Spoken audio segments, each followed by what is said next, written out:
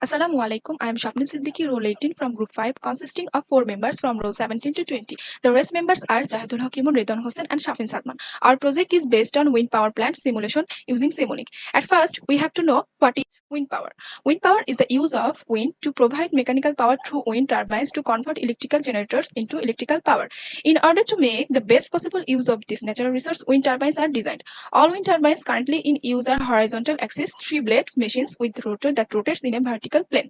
Energy from the wind is used to turn these blades, which are mounted at a height of almost 40 meters. This converts the kinetic energy of the wind into mechanical energy. This mechanical energy is then converted into electrical energy using a generator. The objectives of our project are making a wind turbine model using Simulink, varying the wind speed to observe the change in different characteristics of turbines such as power, torque, efficiency, etc. Plotting the various characteristics with varying speed. Finding the maximum efficiency which can be extracted from the turbine. This is a Simulink model of 1.5 megawatt wind turbine induction generator. In the model, there is a grid system to supply our generated electric power at the left corner. At the right corner, we have plotted our output graphs and there is a MATLAB block for measuring efficiency. We use here phasor type wind turbine induction generator to produce 600 volt, and using this 3-phase transformer, this 600 volt is transformed to 33 kilovolt and this sent to a 3-phase grid. We use here 6 meter per second speed of wind as the starting speed for wind turbine induction generator and increase this with a ramp function.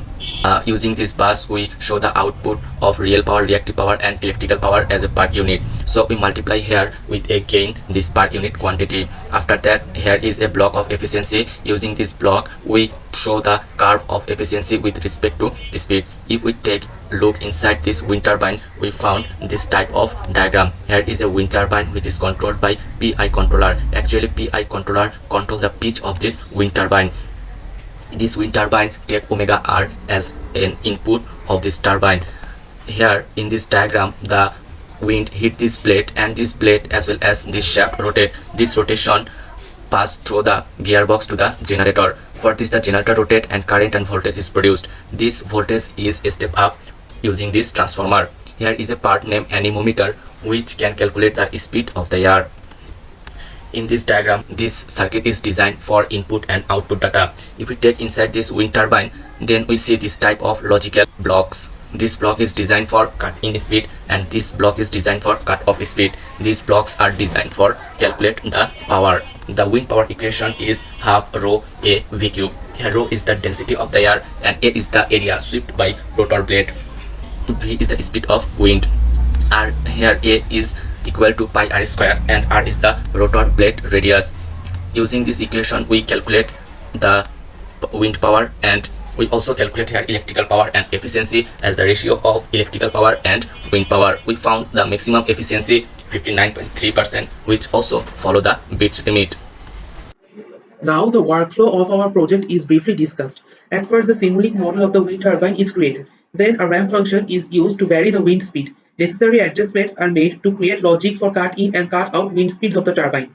A MATLAB function to determine the efficiency of the power plant is added, which has been shown below. After the simulation is run, the graphs of real power, efficiency, wind speed and others with respect to time are plotted. Then the obtained graphs are compared with those from theoretical knowledge. Finally, the limitations which were encountered during the project are stated and some possible ways to improve the power plant model are discussed.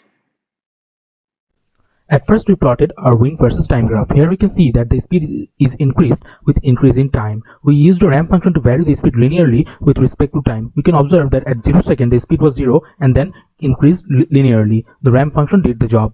The second graph, we can see that the real power versus time graph. We see that initially there are some transient phases in the graph. Then the power is increased with time up to a certain point, which is the maximum output power, the 1.5 megawatt rated power. The power is then constant till a certain point. When the speed reaches near 24 meters per second, which is the cutout wind speed, then the power drops down to around 0. Then we see our electric torque graph, which also follows the same trend as that of the power graph. This graph is plotted in per unit. Then we observe our efficiency graph. We varied wind speed and rotor blade area to find some efficiency curves. All the curves follow the same trend. They increase to a certain point and then decrease. For A equals to 2290.22 meters square, we find the maximum efficiency from the generator turbine, which is around 59%, which follows the base limit. Now there were some limitations while performing the project. First of all, a plant protection unit to prevent damages due to accidents was not integrated in the model. Secondly, there were some transient phases in all the graphs which would not be mitigated. Thirdly, the grid model was shown to be much simpler. In reality, the grid is much larger and has many more components. Lastly, the control mechanism of the power plant in overloading condition was not projected too. The aforementioned problems can be mitigated to a certain extent. A protection unit should be added so that the damages due to accidents can be prevented. The working components in the wind turbine can be fine-tuned to reduce the transient phases. Necessary adjustment should be made so that the power plant does not operate at overloading conditions. By taking these steps, damages due to overloading can be prevented.